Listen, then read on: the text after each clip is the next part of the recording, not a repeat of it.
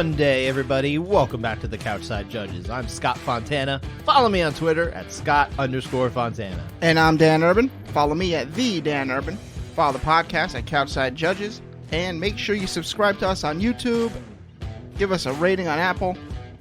Spotify. Yeah, I tried those for a long time. Nobody was doing it, so you know what? Whatever. Yeah, and as always, we talk judging in MMA.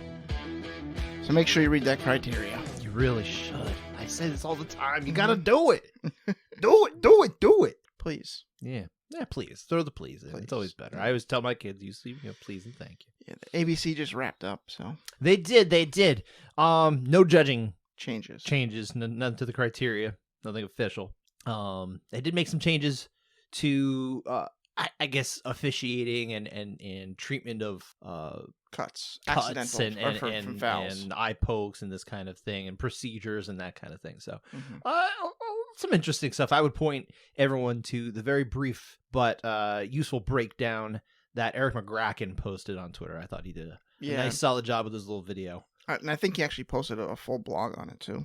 Afterwards. Oh, I mean, he's always got Combat Sports Law. His website is always good for that kind of stuff. I was following along with ABC a little bit, but not as closely as I would have liked to. It was a very busy week for me. I was trying to get ahead because I'm going away to Seattle this coming week. So I had to do, let's see, how many interviews did I do this week? I did, I think, 5 interviews. That's 4 or 5. Usually I would do maybe 1 or 2 in a week.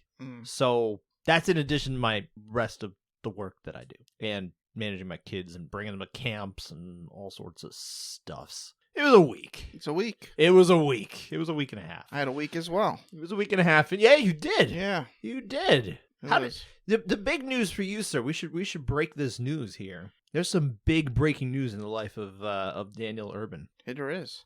Got a new member of the family, little puppy, straight out of the 209, according to Scott. The dog's name is 209, actually.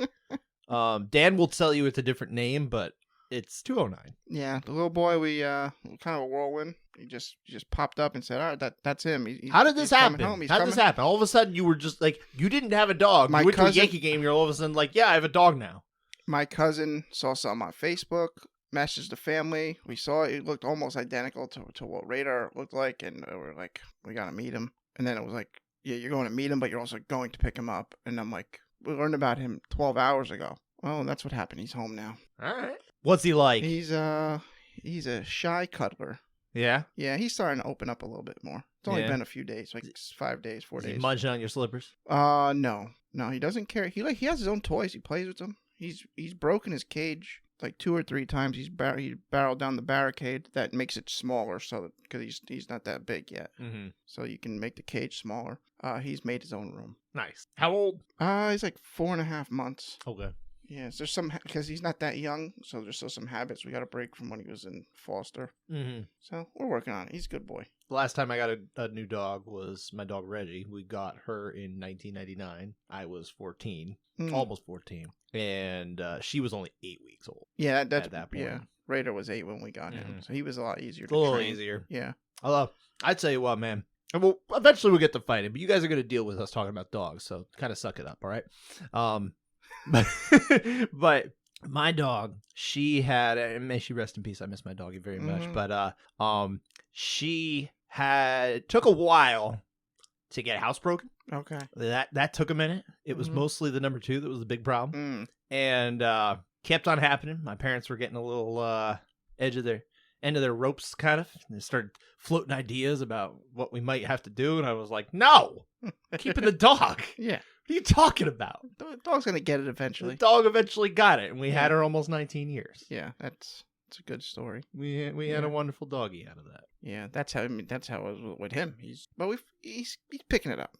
He's picking it up. Been half a week. Yeah, he's got it. You're going to have to deal with that. Yeah, he'll be good. Good. So 209 is the name. Yeah. So if you ever want to know how Dan's dog is, just say, how's 209 doing? There you go. And I just yell, what? That's right. What you got to do is you got to teach the dog to, when you do say 209, bark. You know what? He's been getting a little mouthy with people. Really? Just like someone from the 209 might. There you go. When they come into their space and just start talking. Has he learned to throw in a guillotine during a boxing match? Yeah, I mean, it was legal. It looked like a good, solid guillotine. It was a great win for Nate Yeah. Diaz. He won that boxing match the other day by standing guillotine. That was impressive. Yeah, You just Nate- don't see that in boxing. Nate wins. That's what a rare technique in boxing got him the win. It's rare, but obviously we saw it and it works Mm-hmm. because Jake had no idea how to get out of it. Not a clue. No. And the MMA match is going to be a disaster, and I'm here for it. I did not watch the fight. Me, At I all. followed on. I couldn't help myself following on Twitter, but I Well, wasn't. of course you had to. I wasn't going to pay for it. No, I wasn't going. I mean, I'm not a really boxing fan to begin with, so. I learned my lesson when I paid actual money from my pocket that I'd earned to watch Anderson Silva against Jake Paul. Mm-hmm. And it's not that was even necessarily a bad fight, but I can't tell you the last time I paid actual money out of my pocket to watch a boxing match other than that.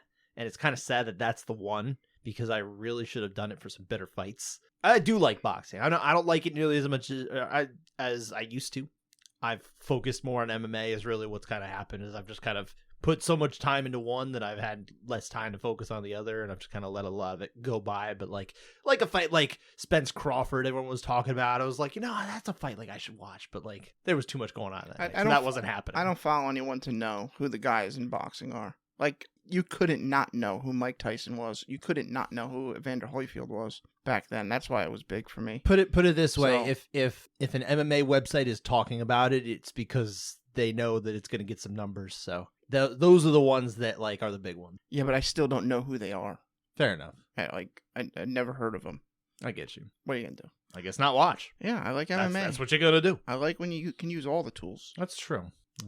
I like boxing. It's just, man, I got really tired of the guys not fighting each other, and also, the heavyweight division in particular was so great when we were growing up. Mm-hmm. The 90s and into the early 2000s even. But basically, by the time like Lennox Lewis left when he retired, the heavyweight division got a lot less interesting. It was kind of in flux for a while, and then the Klitschko's came, and the Klitschko's were great, but they were also like not necessarily they're not putting on these amazing fights that you really want to watch. They were technical clinics that they were just proving they were better than the other guys, which is great, but it's not the type of thing that's enticing you to say make time in the middle of your Saturday afternoon because they're fighting in Europe to watch. So it was a little different. I was gonna say that. Yeah, I was gonna say the Klitschko's are probably like the last boxers I knew about. Or was able to, follow. Sure.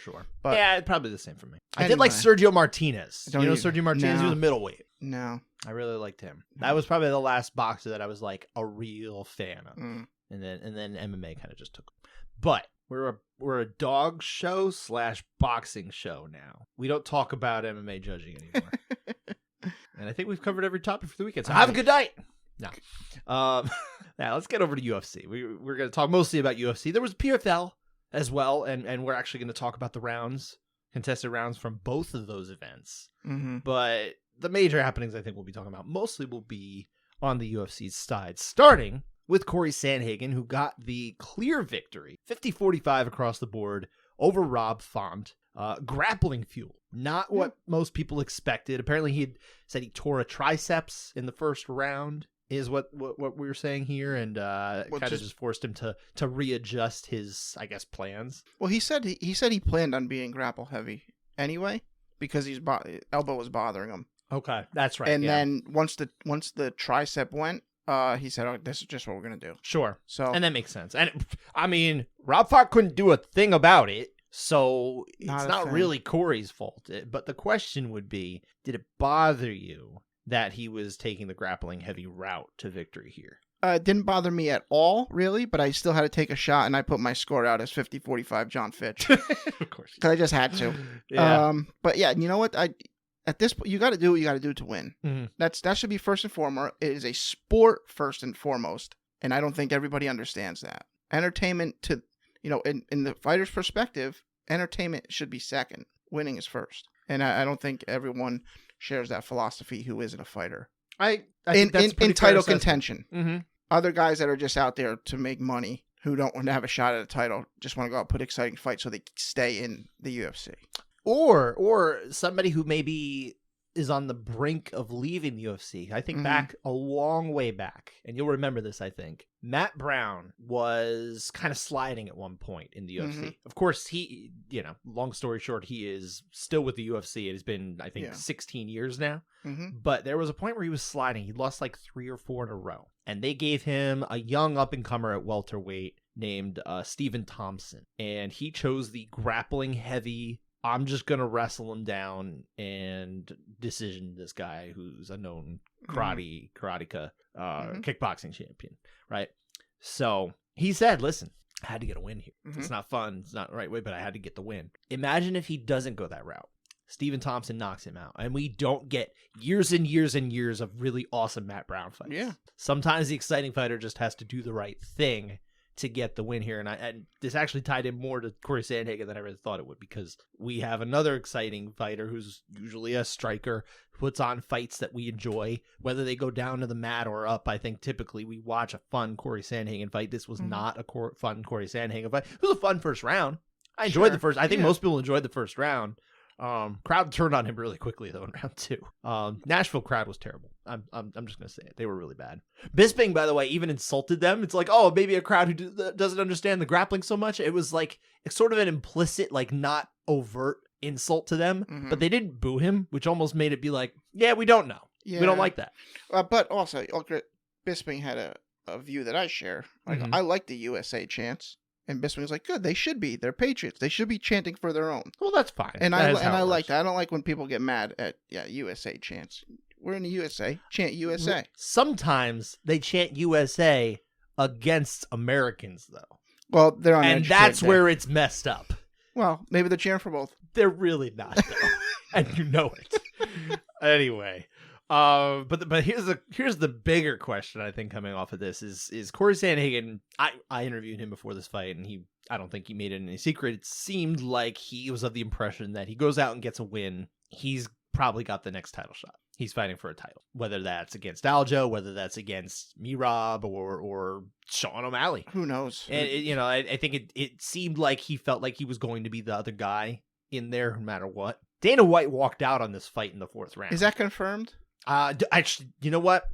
I don't have that confirmed. So that's a fair point. I don't know where I had seen that. I saw a tweet. Right? I saw a tweet about it. I don't remember the source. Okay, so let's couch that and say, listen, reportedly Dana White walked out on the 4th round. True or not, it would be in character. We've seen this type of thing before. Either way, did Cory Sandhagen fight himself out of a prospective title shot with this, let's say, not so interesting performance? I would say the injury probably makes that likely. Sure. But yeah, I don't know. Who else are you going to put there? Oh, it's bantamweight. You can do a lot. I suppose they're also you could do Merab against Sean O'Malley, even if O'Malley loses. You could put Henry Cejudo in there. Yeah, that does make there. Yeah, Cejudo's there. You could put a lot of things there. But that's about it. If really. Chito Vera goes out and gets a win, you could throw him in the mix again. Suppose, yeah. There's a lot. There's not really a whole lot of wrong answers. If bantamweight is the thing. It's that Peter Yan, you can't do him at this point because he's lost too many in a row.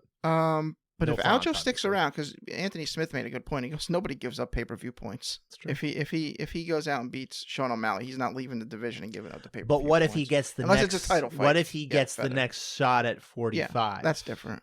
That would be an interesting case. Now, it would be interesting for them to actually say, we're going to have him leapfrog Ilia Topuria to get that shot. I don't know if they would do that. But anyway, that's obviously, we're getting a little farther away from the topic to go down that route. We might as well be talking about dogs again, which is cool. We should talk about dogs again. No. We'll focus here. But yeah, I have to think that this performance probably didn't do him any favors because there are other options. And because of the injury, too. Honestly, I don't think it should be held against him because he is a fantastic fighter who typically is an entertaining fighter and would probably be entertaining against whoever he'd fight against. Also, here's the thing. If Dana did walk out, he walked out not knowing anything about the injury. So also true. Then he would hear, oh, okay, I get it, I understand, and won't really hold it against him. He would say he doesn't want the fight, like he's going to tell Elon. Oh, yeah, Elon doesn't want the fight. Oh, man. You had any more final thoughts on the bantamweight picture there? No, I think it was unnecessarily harsh. critique on him. Yeah, So- I think that's fair. The backlash, especially in arena, was really harsh. It was like, I'm sorry. I know everybody showed up because they wanted like a particular fight, and it didn't go that way. But man, there were some fun fights throughout the night. I think it was a decent night of fights in Nashville, and they shouldn't go back to Nashville for a while. Yeah, but Nashville's a fun city. I know. I've been to Nashville. I'm I thinking- went to Nashville when they had the first FX show headlined by Jim Miller. And there was a debut of an up and coming fighter on the card earlier on the card. His name was that was Jim Melvin. No. The main event wasn't Jim and Melvin. Oh, I was like, who's Jim Melvin? Oh, Yeah, Jim and Melvin Garner. oh okay. Yeah. Like Jim Melvin. I don't know this person. No, there was another debuting fighter named Khabib something. Or other, That guy. Yeah, I couldn't remember. I couldn't remember his name. Mike Constantino in the corner. There's a lot of alphabet soup on that last name. Okay, I couldn't yeah. remember. Yeah. Mike Constantino was in the corner. That's right. Yeah, I was there for that one. Nashville was fun, but yeah, maybe go somewhere else that's also fun to have fights next time. Right. Then go, people who were booing, go, I don't know, go have a drink. Go have fun in Nashville. Robert's Western World is great. I don't know what that Get is. the fried bologna sandwich and a cold Miller High Life for like $6. Do you remember Fantastic. you remember Cory freaking Bleakin? Yeah. From AMA. He a former opponent of Paul Felder. Yes. He advised me. I can't remember where I went, but he went to school in Tennessee, and he was recommending me a couple places to go, and I ate at one of them. And it was good. Okay, I wish I could remember the name. So I don't know. Yeah. Eat somewhere in Nashville, and you'll probably have a good time. That's my recommendation. Eat. Have barbecue. Barbecue is the thing, of course. Moving on though, Tatiana Suarez, dude. Yeah. Fantastic. Hasn't missed a beat. She really hasn't. It's really wonderful because, and I really do feel like at some point she's going to be a champion. I don't know which division and I don't know when, but like this woman's not going to retire from MMA and not have been a UFC champion at some point. I can't imagine it happening unless she gets hit with some more awful luck for her own health and that kind of thing, right? Goes out there and I don't want to say steamrolls Jessica Andrade, but like she was definitely better. And then she finished her in the second round, which, I mean, now we're seeing an Andrade who is rapidly falling down the rankings. I don't know that like she's not a good fighter anymore, but she's clearly not an elite fighter anymore. That has passed. We've moved on from that. But the question about Suarez is this. If her next fight was for a title at either 115 or 125, and the reason I bring in 125 is because she has a win over the current champion, Alexa Grasso.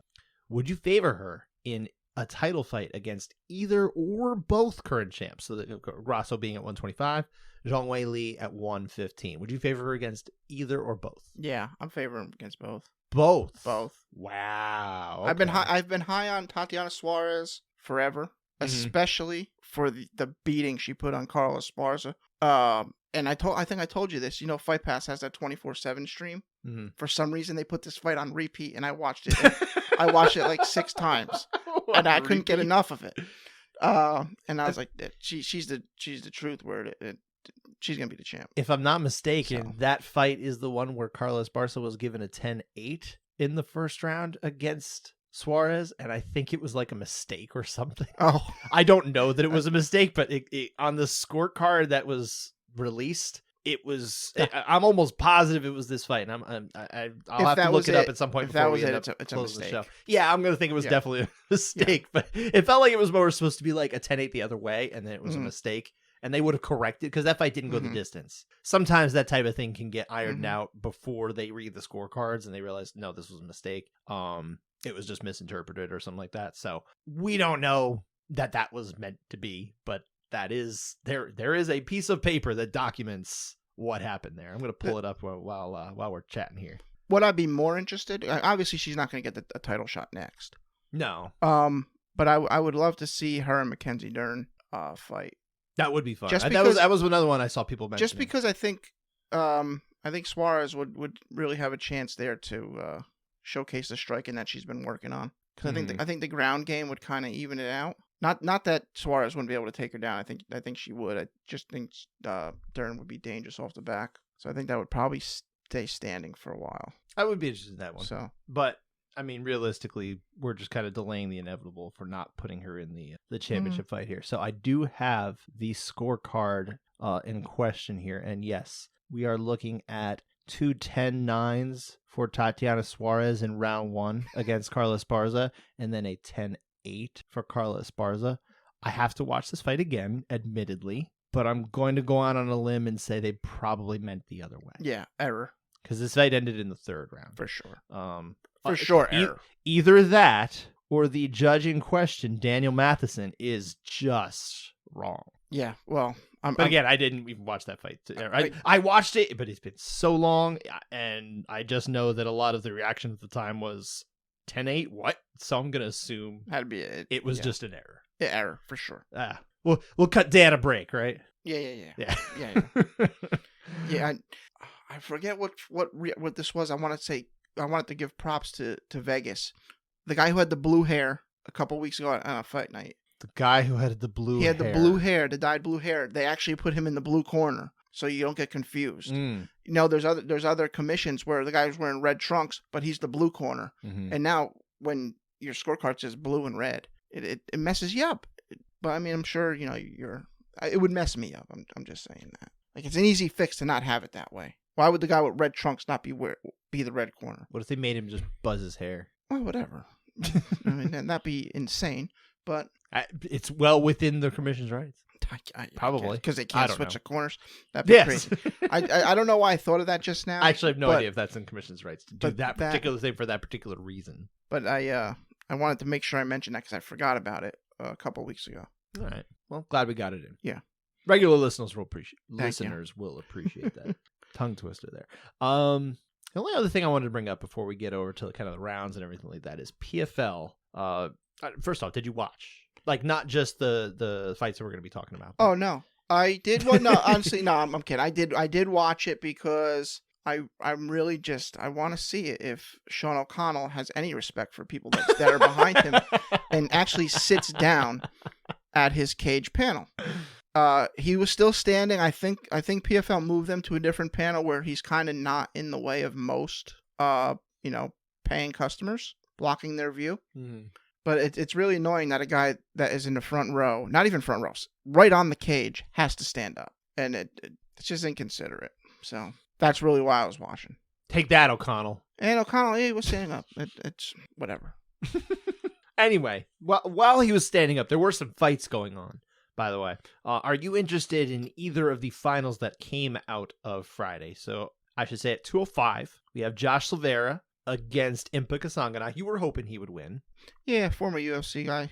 Are you interested in that fight? Yeah, I'm interested in that one. Okay. Yeah. And then are you interested in the 45 title fight, which will be Jesus Pinedo against Gabriel Braga? Yeah, I think this is a really good fight. I'm very interested in this fight. Yeah, I like Braga just because I just saw him fight for the first time. I mean, Pinedo was fantastic too. You know what? I don't think I saw that fight. Oh, dude, he put it on Bubba Jenkins. Oh, I did see that fight. Yeah, that was a good fight. The main event. Yeah, that okay. I did watch the main He's event. He's a nasty dude. I forgot about the name. I think this is one of the most interesting finals that PFL has found their way into. Right. In terms of like the potential for action, especially from not just like heavy guys that one might land and knock out the other. This just looks like a fun fight. Right, but I mean, Chris Wade wasn't even supposed to be in that fight, right? No, but the only reason he wasn't is because he didn't get the knockout quite so fast in the first round as Braga did. Okay. So the way it happened, it was a very weird way that it actually like played out where Wade didn't go in. You know, he would have been just as deserving. It should have been Natan Schultz. No. That's at 55. Oh, I thought PFL didn't have a 55. What are you talking about? I thought they just went 45. No, Shane Burgos and Clay Collar, they've been fighting at 155. I thought that was 45. No, last year it was Anthony Pettis and Stevie Ray. Yeah, I thought it was all 45. 45. I don't know. No, man. Whatever. Dan is a monster PFL fan, as you can tell. He drinks Celsius all the time. No caffeine. Is that right? No caffeine. Oh, that's right. Yeah, we were talking about the rate. When is this no caffeine thing happen? Is this new or am I just missing? It's just an experiment on my part that has prevented the vision things from happening. The vision things. Yeah, the ocular migraines. Oh, okay. Yeah. All right. So I need caffeine, but I get it from Mountain. I'm all jacked up on Mountain Dew. Let's get to the unanimity report. I'm Yeah, we got to get to these rounds. Well. We do. We don't have tons of rounds, but we got 7 of them to get to from. I got thoughts between the UFC and PFL. UFC was hyper busy, but I think they got a lot of not to downplay what I thought was a pretty solid job judging on the whole from the UFC crew, but there were a lot of clear rounds here. That, yeah, but still good job. No, absolutely. There. But the point being, we ended up with a 24 out of 27. Really high percentage. We just don't get that a whole lot from that workload in the UFC very often. 88.8%. One of those rounds was an 8-9 split. So we're only talking about 2 times where they couldn't agree on who won the round. That's fantastic. But again, I do think that realistically, you watched the Sandhagen fight. Mm-hmm. Those last 4 rounds, it would have been crazy to go the other way. There were a few fights that were kind of like that, I'm just saying, not to downplay it, just putting some context on it. There have been harder events to judge. I suppose. I think there was a couple fights I was like, oh no, we're going to talk about this one. Well, my pick for the one we were definitely talking about contested rounds was Dustin Jacoby and Kennedy Nzechukwu, which ended in the first round. So my reverse psychology trick is continuing to work. Okay. Yeah. Fair. Good job. Yeah. I figure at the worst, we talk about it, I'm right, and at the best, I actually get a better fight and someone finishes in the first round. It's a win. PFL, there were only 11 rounds to score, fewer fights on there, but also a lot of finishes, a lot of early finishes.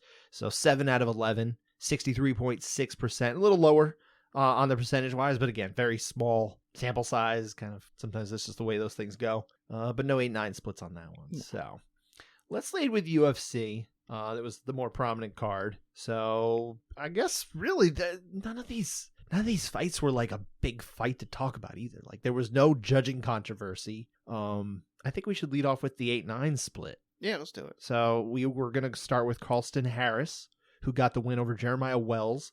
Round 3 technical submission via anaconda choke, right? Mm-hmm.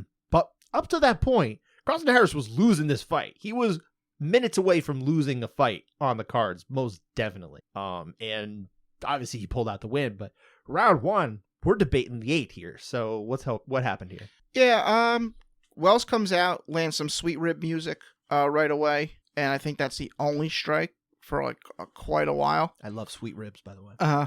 Sweet Baby Ray's. That's right, Sweet Baby Ray. Carlston Harris comes wild attack, just swinging, ends up on the ground, and Jeremiah Wells is on top. Ends up locking up a ninja choke or no arm Darce. It looks pretty tight, but to me the angle's off. He's got good duration. He's in this thing for a long time. I think Wells is dominant in this round, so I really do not hate an 8. I think you got dominance in duration pretty easily. So I'm okay with it, but I do need some damage there. I get you have some grappling damage because of the sub attack. I just don't think the sub attack was really going to get there. I think the angle was off. And I wish Wells kind of just got up and just started pounding, because I probably would have made it to the 8 then. This is a round where I can, and the 2 judges that I will point out that saw the 9 here are Derek Cleary and Sal D'Amato, who are 2 of, I believe, the 3 most rounds scored basically annually. They're easily the most active judges out there, right? They see a lot of rounds.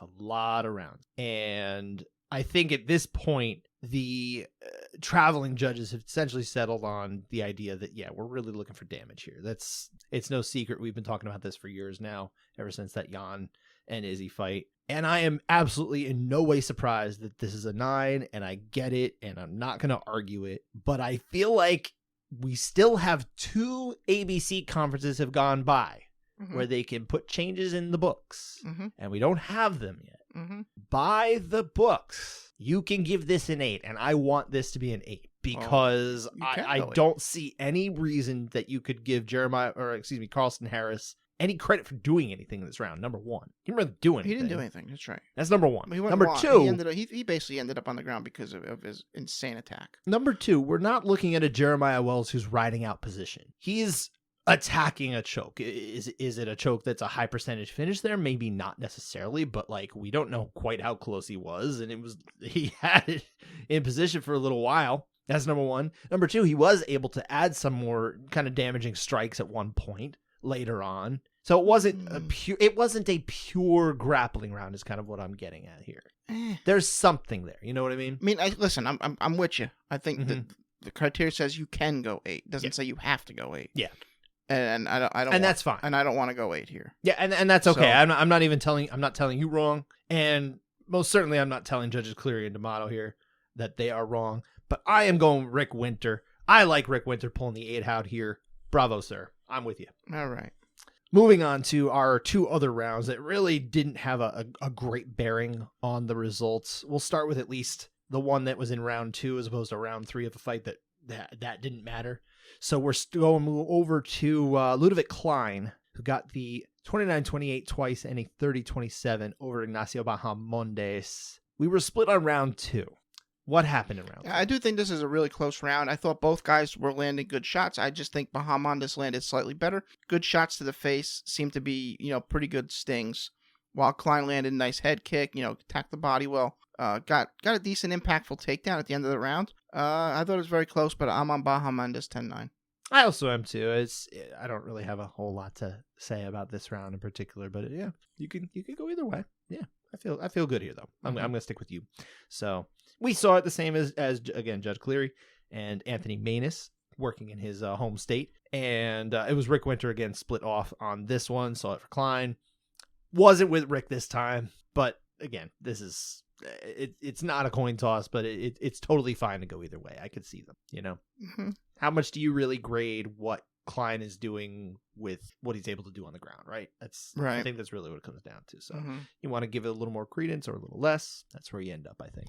Had a slight heart attack there, Scott. But I'm good. What? I'm good. Slight heart attack. What? I thought I didn't take notes on the next round. I was like, oh no, I'm going to forget. I thought you meant there. Dude, you have an actual heart thing. So when you say you had a heart attack, I was like, what? Good God. You're not allowed to use that euphemism. My bad. Dan's okay. Yeah. Now I'm the one who's developed a heart malady. There he goes. I'm glad Dan's okay. A malady? Yeah. What's a malady? Something that's bad. I was going to say it's like malady. Like you use a mallet. Like a malady. Yeah. Dude, use the context of what I'm saying. You can figure that out. A malady. Malady. Mal means bad. Mal. I know mal. Yeah, I guess I can figure that out. Yeah. Mal. That's pretty much it. It's a bad lady. There you go. There's your word of the week, everybody. I have a word of the week, don't I? Like, I don't mean it to, but it just happens. Yeah, he's conscious. Just flexes his vocabulary. I write for a living. Anyway, our last fight here for UFC anyway. Did you say the judges before I interrupted you for the previous round? Yeah, I did. Okay. Yeah. I said Rick Winter. I wasn't with him that time. Anthony Maness judges in home state. We got it covered. We're all good. I appreciate it though. Kyler Phillips got the win by the same scores, by the way, 29-28 twice and 30-27 over Raoni Barcelos. Barcelos, right? Barcelos. But round 3 is where we're split here, which means Phillips was already up 20-18 on all 3 cards. So this is one of those rounds that every judge knew it didn't really matter that much who they had going, but we'll talk about it anyway, because this is what we do, and we expect that the judges, of course, take every round seriously, and I'm sure they do. But hey, round 3, what happened? Yeah, early it's pretty close. I think Phillips landed some good shots up the middle. He landed a big knee to the head. But as the round goes on, Barcelos really starts to land better. Good leg kicks, good attacks to the body and head. Had a nice knee up the middle, hitting Phillips in the nose. I mean, Phillips had his moments, but I do think this is a Barcelos round 10-9. I also gave it to Barcelos. I think he's landing a little bit more damagingly, but yeah, I don't think it's that bad to go the other way either. Mm-hmm. I feel like this one is not as close as the round we just talked about with Klein and Bahamondes, but I could see arguments either way, especially if you kind of miss like one strike or something like that, Mm-hmm. This is certainly one of those rounds. So I sided with Barcelos just like you. Mike Bell had it that way. Sal D'Amato had it that way. Local judge Kerry Rowland, her dilemma was to go not Kelly Rowland. No, Kerry. Yeah. Mm-hmm. Yeah. You catch my little dilemma in there? Remember dilemma? Dilemma? You mean? Yeah, with Kelly Rowland and oh, that was the name of the song? Yeah. No, I didn't know that was the name. Oh, that's when she's texting on Excel in the video. Yep. Yeah, I got you. Yeah. Yeah. I didn't know you could text in Microsoft Excel. I didn't either. Yeah, but this music video proved it. I learned something that day. But yeah, so she's Kerry Rowland, not Kelly Rowland. I didn't go that way, but again, I can see it. I don't think it's as close as the other round. But yeah, on the whole, like I said, judges in Nashville, they did a good job. Tennessee had a nice showing, I think. Yeah, Tennessee. Except for the fans. Sure. I mean, I go back to drinking. Go in the streets. I didn't even notice. Go buy some cowboy boots at one of the places. They're expensive. Stay out of the Bridgestone Arena or whatever the heck it's called. They are expensive. I remember walking by all those places. It was like $300 for boots. This is 12 years ago. Yeah, and that's on the low end. Yeah, get out of here. I've never bought a pair of footwear for more than $120, and that was like one time. I think same. For like kicks. I think I bought Jordans when they were at that price point. Yeah, and nothing higher than that. Yeah, I'm not a sneakerhead. So, but that's it for UFC. We'll go over to PFL now because there are 2 fights we're going to be talking about. Except one of the fights we're going to talk about the whole dang thing. Talking about the whole fight. Every single round of this one between Gabriel Braga, we talked about, got the win over Chris Wade. Split decision, dueling 30-27s, and a 29-28 being the decider for Gabriel Braga. I'll tell you right now, Brian Miner had the 30-27 for the winner, Braga. Ruben Carrion had the 30-27 for the loser, Chris Wade. And Joe Solis, who we haven't really talked about for like live rounds since literally our first episode. We're on 252 now. This is 3.5 years ago. We have not talked about rounds scored by Joe Solis that happened on the previous weekend in all that time. But he's back, and he had the scorecard that the consensus online seemed to actually agree with his, of all things. But let's talk about all these rounds, because just because the consensus online was one thing doesn't mean they were right. Doesn't mean they're right. But we'll see. Start with round 1. Wade comes out heavy pressure early, but is he landing anything? I don't think so. I think like one body kick actually got through. While Braga's countering well, Wade's entering and eating jabs to his face every time he tries to get close to him. I thought Braga fought really well going backwards during this portion where Wade was being very aggressive, not doing much, doing his best Diego. I really don't think Wade landed that many clean shots upstairs, and a lot of his kicks, they're kind of just range finders or range keepers, just throwing it out there like to that oblique kick, but there's no real force to it. I thought Braga was landing heavy immediate impact to the head. It looks close because of Wade's actions of being very aggressive, but I think there's a right winner here, and it's Braga, 10-9. I also agree. I do think the right score here actually is Braga, and the thing that sticks in my mind is are we overrating potentially the degree to which those strikes were landed, or potentially are we missing the degree to which those strikes are landed because we're not there? Sometimes those things look different on TV, right? Sure. But I feel like we got a good idea. I think even at home we could get a good read. Maybe I'm wrong. I'm open to that on how well Braga's landing versus Wade here. And also Wade has he has the takedown. There's like a little bit of a grappling exchange there, but nothing really happens. But is that getting overrated? I don't know. I'm just trying to think of reasons why. I just think it has Judge Carrion might have had it go the other way. It would have to be Wade. rated insanely high. Mm-hmm. So yeah, I don't know. I don't love that as a score. It's not the greatest of scores. Is it the worst? Probably not. But yeah, I don't. I feel really good about Braga here. Yeah, me too. I feel very good about this one. I think that's the right call. So yeah, Judges Miner and Solis were on Braga. This one, Carrion was by himself for the Wade score. And again, I didn't remember it. So round 2 though. Okay, this is actually a close round. It's only close because Wade attacked a really good guillotine. However, once it's back on the feet, Braga's the one that's landing the better strike. It's pretty clear he's landing with the more impact. Wade is game as ever. He keeps firing back, but I think Braga has surpassed him on the feet, whatever that guillotine was worth, and he wins it. I can see an argument both ways here, though. But I do think this is a Braga round for me. I'm actually going to be less discerning, or not discerning, but less favorable to the other side on this one. I didn't think the guillotine was quite as strong. I actually didn't rate it that high. And I did think it was much more clear how well Braga was doing on the feet compared to the first round. I thought he did better work in round 2 on the feet. Well, it's pretty. I mean, yeah, he is. It is clear he's better. On the feet here. But again, he's better. I think Braga's work in round 2 beats Braga's work in round 1. Is what I'm saying. Oh, I think it's kind of on par. I disagree. Maybe a little bit. I'm not saying it was to a high degree. Again, I this still isn't the worst score, but also I feel like the better way to go here really is Braga. I think what we watched here is if we had 3 judges who were more let's say experienced with fights week to week to week, especially high level fights, I feel like we're going to get more judges, probably 3 judges every time that see round 1 and 2 for Braga. No. Well, that's how I feel. Let's say props to Texas for bringing Brian Miner in. Oh, absolutely. So, oh, yeah. Glad you called that out because, yeah, Brian Miner is a traveling judge. And I think this is the first time I've seen a traveling judge brought in Texas for a non-UFC show. Yeah. Good on them for that.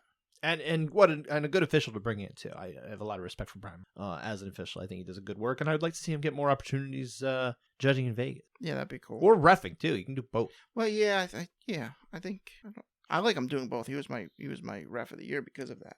Oh, that's right. Yeah, I forgot about that. And Texas loves to have their guys do double duty. Yeah, at least for UFC shows. Kerry Hatley was in Tennessee, right?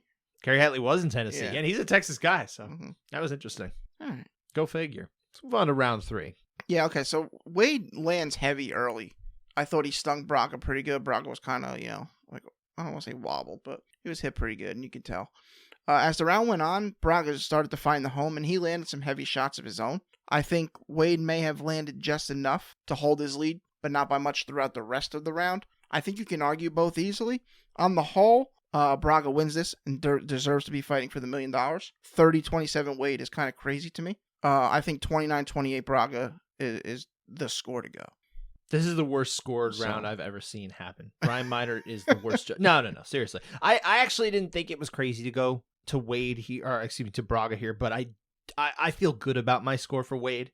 Mm-hmm. I think I want to say like close but clear in this case for Wade. Okay. I do think he builds like a good lead early. Well, yeah, he has and the lead. It's hard to, he doesn't really lose the lead in my opinion.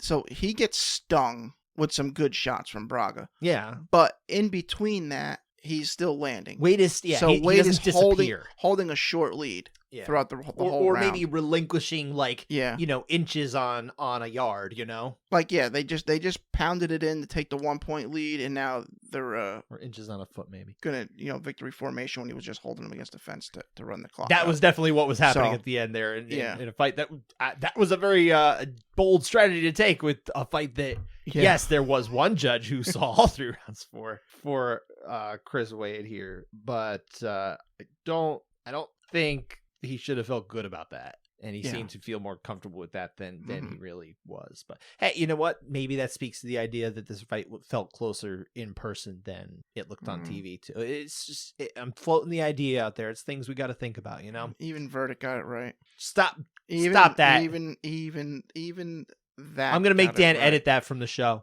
If you're gonna hear a bleeped out thing. Even the PFL AI got it right. Yeah. So sometimes their AI judge does get it right, and sometimes he really doesn't. It does not compute.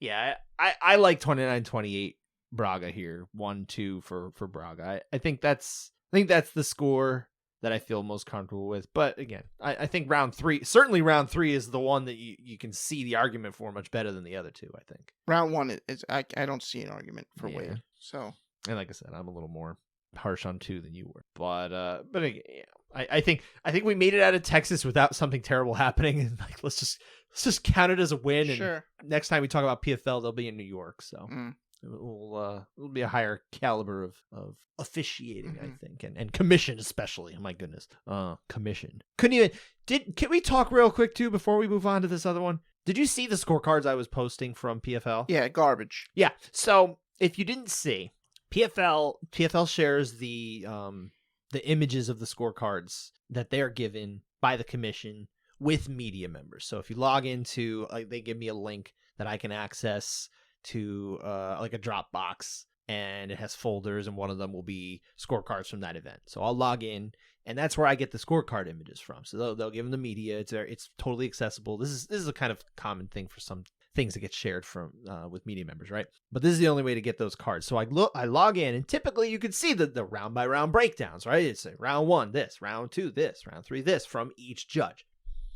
For whatever reason, PFL was only provided the version of that from Texas that shows the final score for the whole fight. Doesn't have the round by round breakdown. I was able to fortunately come into the knowledge of how these rounds were broken down. So at least we have that knowledge available. I was able to share that as well with MMA Decisions. Hopefully they have that up soon, or if they don't already, for public consumption.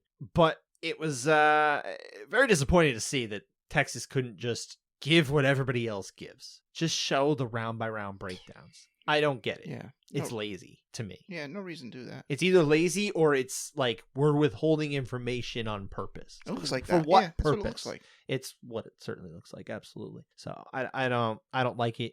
I don't think that's the right way to go. I mean, we're already clamping down on reported purses and that kind of thing. And look, there's at least arguments to be made in some way about, privacy of information. I don't think it serves the fighters very well to keep that information.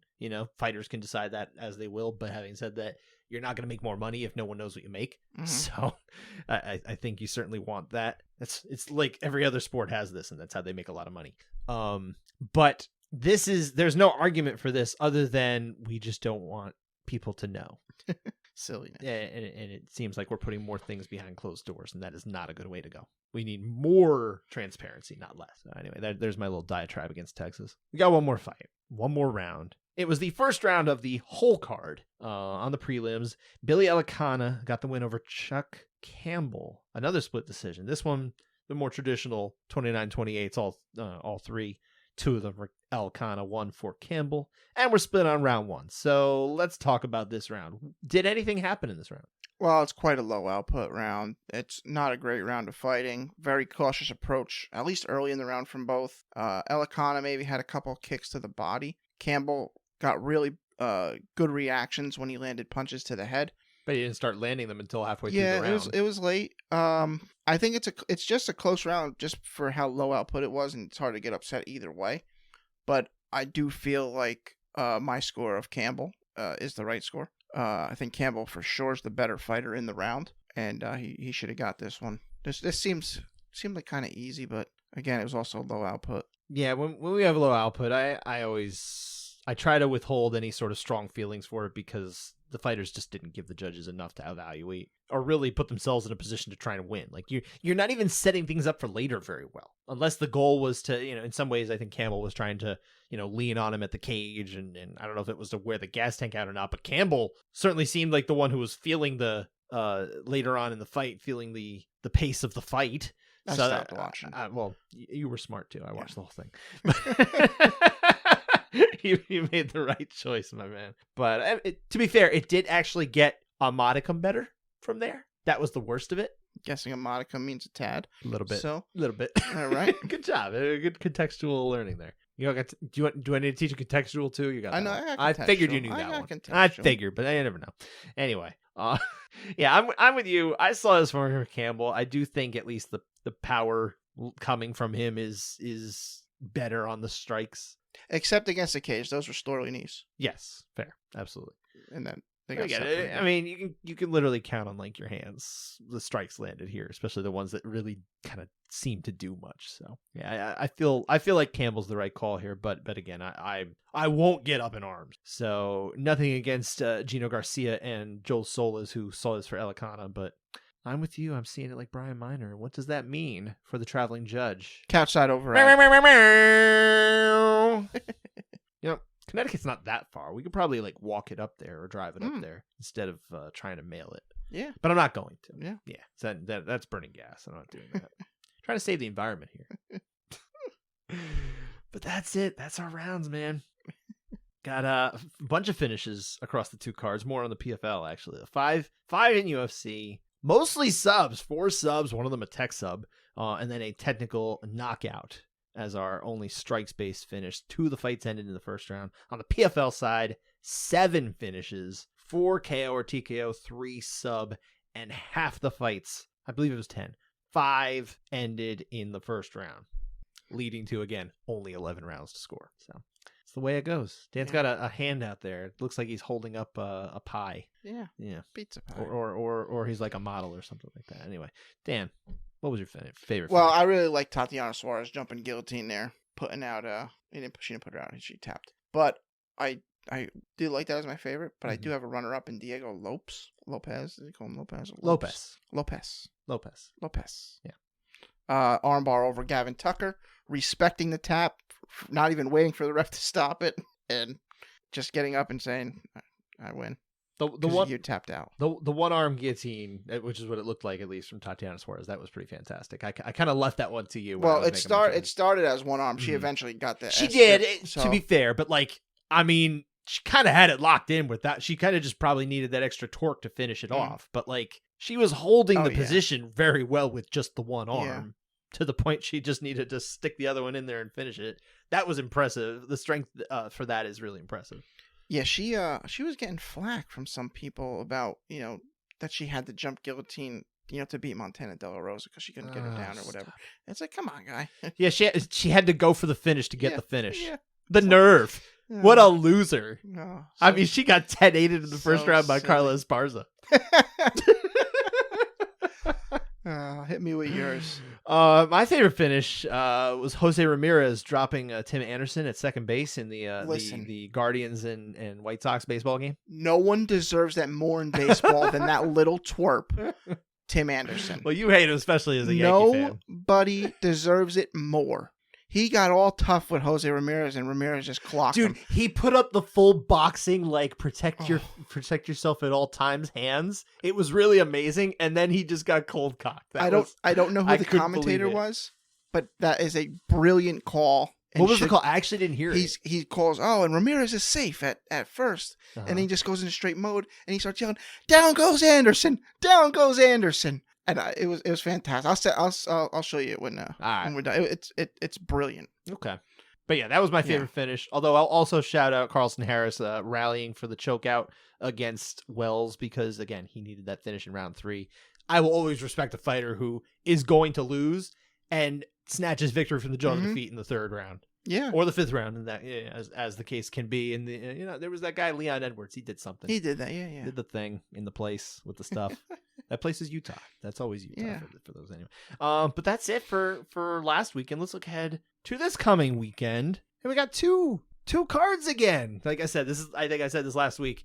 Every weekend for the next few weeks, we're going to have 2 major promotion cards. Yes. So it's UFC and something always. In this case, we're leading Friday night, 10 p.m. Eastern time, main card on Showtime. Bellator 298. They're almost at 300. They're going to beat UFC to 300. Theirs was a little different, though. They get there a different way. They also have much fewer events in general because almost all of theirs are numbered, and UFC has like a whole subset. I mean, they've got UFC Vegas 78 coming up next weekend. Yeah. Just that's 78 times they had a fight night at the UFC Apex. I wonder if they just kill it like at 100. They're like Vegas 100 is our last Apex. No. They won't. Numbered card. No, they're gonna run into the ground.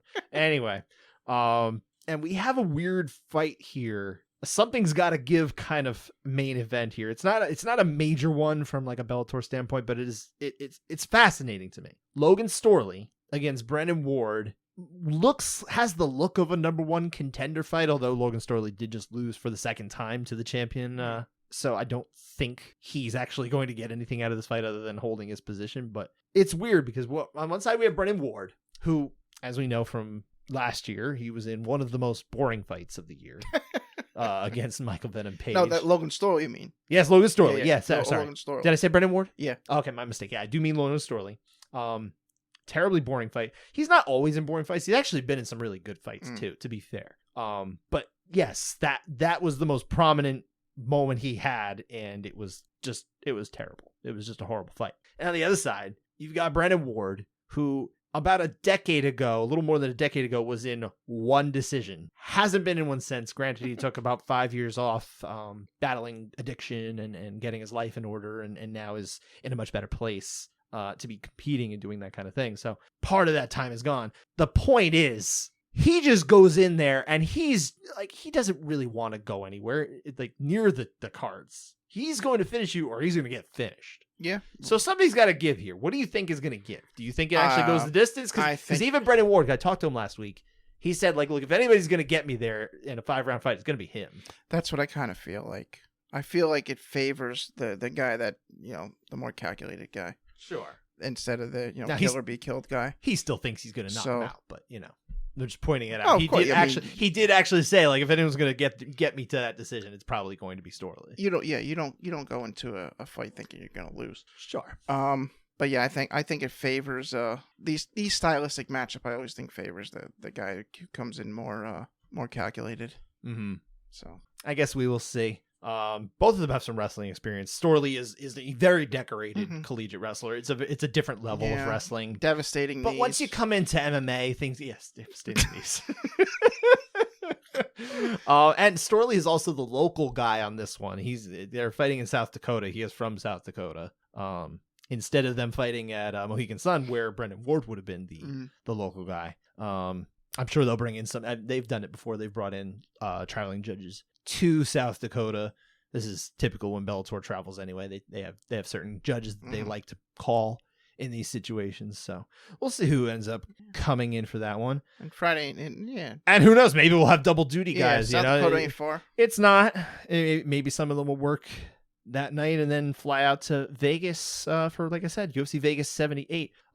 Before we even get to that, though, I did want to highlight a couple of fights that I'm interested in on the Bellator card. James Gallagher against I believe it's James Gonzalez. I wrote it down and I'm like, are they both James or did I mess something up? But anyway, they're both Jimmy G. Jimmy G. Which, if I remember right, no, it's John G. I'm thinking of Memento. He had the tattoo and it was always never saw Memento. Oh, you should watch it. Oh no, I'm not gonna spoil anything. Then you gotta watch Memento. Anyway, I know the cover art. That'll be a good fight. Kai Kamaka, anytime he's on here, I'm always going to highlight him because he always comes to fight, and I like him. Against Ahmed Magomedov, that's at 45. Gallagher fight is 135, by the way. And I like your note here about the other fight that I put down, Valentin Moldavsky against Steve Mowry, which is a heavyweight fight. Dan's note here, which is, I'll censor it, but he says, you bleeping me here. Kidding? You kidding me? Yeah, kidding. We'll call it kidding.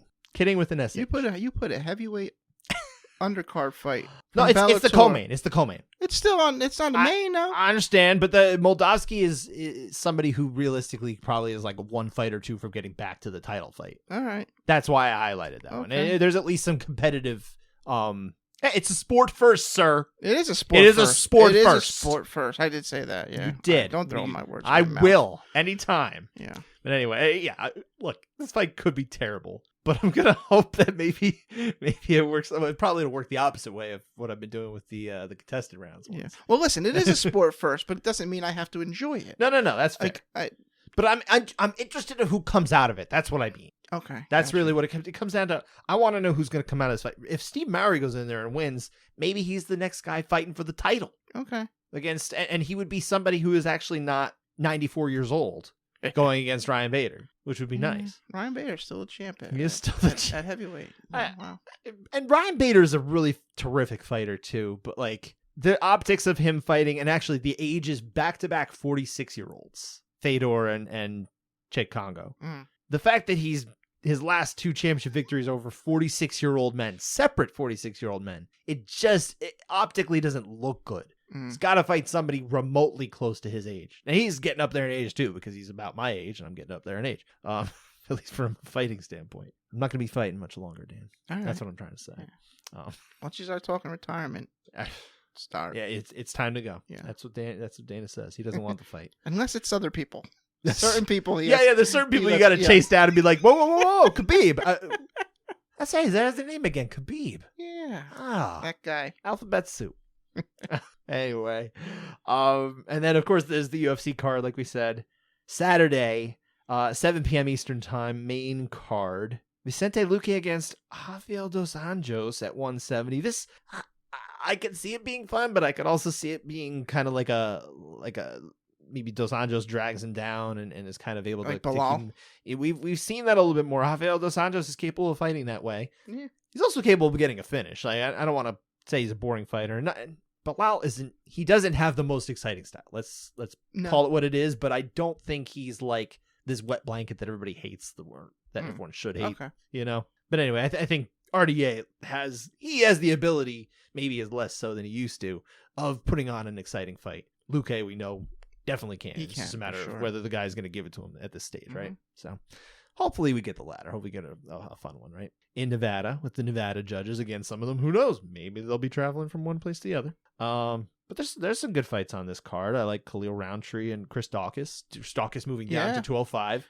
Curious to see how he does down there. 205 debut. Poliana Viana, hard hitter at 115 against Yasmin Lucindo. I like that fight. Cub Swanson buried deep on the prelims against Hakeem Dawodu. That would do, I always bro. mess it up. Come on. I always mess it up. You messed that up. I failed. Just a fail. That's at 145. And then late replacement stepping in. Terrence McKinney is going against Mike Breeden, who this is a new opponent for Breeden. He was already on the card. I'm still interested in McKinney. I called him as somebody who I thought might be a future champion. I'm gonna back off of that. Fair. I think we've seen enough that maybe I can back off of that now. But I still think he's capable of, and look, every time he steps in there, somebody gets a finish of the year. They really do. And he was also in the round of the year last year. One of the rounds of the year anyway. When he comes in there, you're going to watch something fun. So how can you not be excited for that?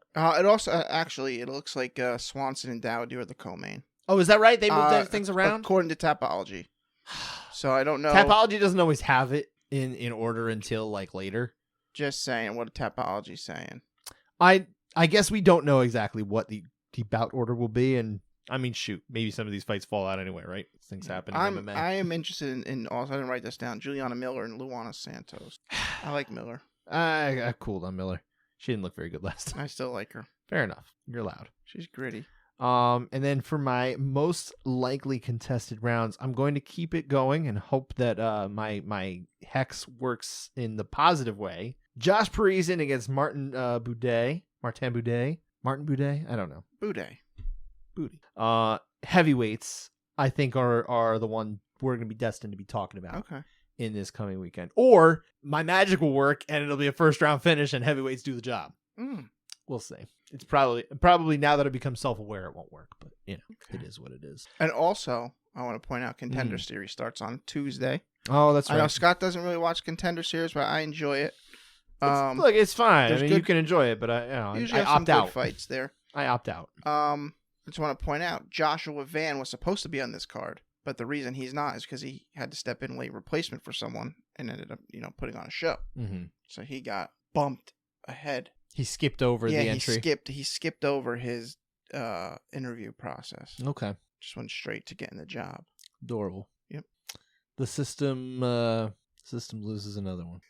I don't know. I got nothing. But yeah, I mean that's basically it, man. Well, I want to say what's interesting about the Contender Series is that Dana's tune changes as the season goes on. No, you stop. So, Dana's the most consistent man in it's not in combat sports, but in the world. It's kind of funny in that sense, and also they usually give other people tries or tryouts, I would think, for commentating positions to see how they'd fare, and then Laura Sanko started on the Contender Series, sure, and then now she gets regular fight night cards. So I like that portion of it. So it's a farm system. Yeah. And you like that? Yeah, because do you like watching the Somerset Patriots on TV? So of course, especially when they're in rehab assignments. Yeah, well, fair. I don't think I get them on TV though. I don't think they're on TV. Would get to watch. I don't think they're on TV. Anyone that's coming through the pipeline for the Yankees organization, we kind of need you. When we expand the rosters in September, we should really let these guys play and not just sit the bench. Well, yeah, I mean they're not going to be playing for a playoff spot at that point. So. I hope they are, but it's just not looking that way. No, it isn't. It's too crowded. There's too many teams. I'm not saying they couldn't do it either, but yeah, they would have to probably do better than trot Carlos Rodon out there every 5 days. We're now a baseball show too. Funny thing about Carlos Rodon, he pitched when I went for my birthday. Yeah, and I sat in the front row, down low, right before the Legends suite where you get free food. And down there was Rodon's wife. Rodon got yanked at the start of the 5th, and she was nowhere to be found the rest of the game. Well, yeah, so she probably went to see her husband. Yeah, she's like, game's over. I'm done. I don't care about baseball. What else is she going to do out there? Probably just absorb abuse from terrible fans. No one was being mean to her. But they might. Oh, and I saw Mark Coleman there twice. That's right. You did see the hammer. You saw the hammer. The hammer walked past me twice, and I didn't recognize him until I said, was that Mark Coleman? Why would he be at the Yankee game? And then I pulled up a picture. I showed my sister, and she's like, yeah, that's him. I'm like, all right, keep an eye out, because when he comes by, I'm going to get a picture. Never came by again. You know, failed opportunities. Yeah, you definitely missed out. He gave you 2 chances, dude. It wasn't just one. He did. The first time I didn't recognize this. Wow, that dude's just jacked. There is no round 3. Yeah. He's getting that second round finish. That's true. But let's get into and happy birthday. I already wished it to you, Thank you. But yeah, we didn't mention this last week. It was Dan's birthday on the first day of August. Every time you bring in August, you think of Dan Urban, all right? Yeah. So business for next week. Yes. You'll be away. I am heading out to Seattle, like we mentioned. We don't know what the nature of our next show will be. There will definitely be a next episode. Will it be on Monday? Will it be a few days later? Will I be a part of it? Will Dan do it solo? Will we have somebody come in? All these questions will be answered not today. When you listen, you'll find figure it out. out. You'll figure it out. It'll be a guessing game. Place your bets. Offshore books.